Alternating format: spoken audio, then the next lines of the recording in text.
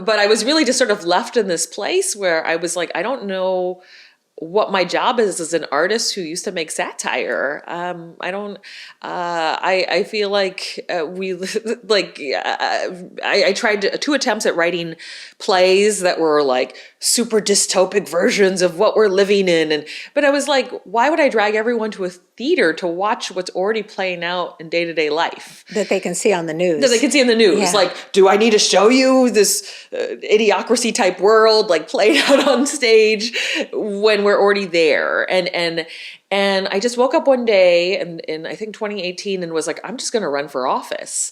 And that felt like the aha moment as an artist of how to go about this, because it felt like artists and politicians had switched jobs. Politicians were now the spectacle makers, right? They were the ones who were... They were the ones in office. They were the ones who were doing, the clowns. And as an artist, I wasn't a clown. I couldn't be really a clown anymore. It was more like I was the one like trying to push for right social change and anyway, so that was the journey of my show, Kristina Wong for Public Office, a show that I ended up premiering in February 2020 with the idea that I ran and won a local office in Koreatown, Los Angeles, where I live. You're a representative. A neighborhood council representative. Neighborhood council is like, there are foot doctors.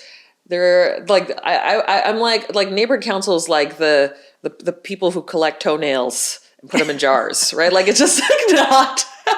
So you don't feel like there's a lot of influence? There's not a lot of influence. You don't get paid. Every city, I guess, has a different kind of neighborhood council system. Yeah. We have 99 neighborhood councils in LA. I find it I will tell you after the fact, I find it a very dysfunctional system that was well intended in theory for people to feel like they had a voice in City Hall, but it ends up being a bunch of volunteers like bumping against bureaucracy and making suggestions, which often just get completely ignored by the city council people who can vote on it. So I ran and won, and one of the big things that we did accomplish was a symbolic gesture. We voted to abolish ICE. And as it turns out, neighborhood council cannot take down a federal agency. I live in a neighborhood that is mostly immigrant.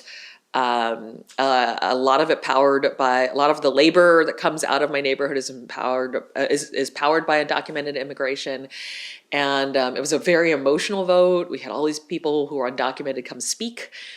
I cried. A lot of people cried. I bet everybody cried. That's a really emotional issue. Yes. And as it turns out, we can't take down a federal agency, right? But the symbolic gesture means something, I think also. I mean, because you want to have that kind of I was thinking when you first were talking about being on the city council or the neighborhood council is, think globally, act locally is what the theory would be. It's like, what would be best for this whole nation? Let's get rid of ICE. Yeah. Can we do it in this neighborhood? So as a result, let me just ask this, a political question then. Since the vote went through, do you find there's a lot less ICE intervention in the neighborhood? Our vote did not. I think it was filed on a website that people could look at. LA did, I believe, declare themselves a sanctuary city, which means they will not devote, if I believe I'm quoting this right, will not use city resources like police to cooperate with federal agencies to help assist. So it just makes it a little trickier for these sort of sweeps to happen. But it was like, for me, an incredible moment of community morale and the kinds of things we were voting on were like logo design contests and do we want this liquor store or this bar to have a liquor license, and like this was just a really meaningful moment for us to just kind of remember who we are and who we want to care about in this neighborhood. And that to me is what art is. It's like just a series of symbolic gestures. And I also think that's what government is a lot of symbolic gestures. You see like local governments voting for a ceasefire, things like that.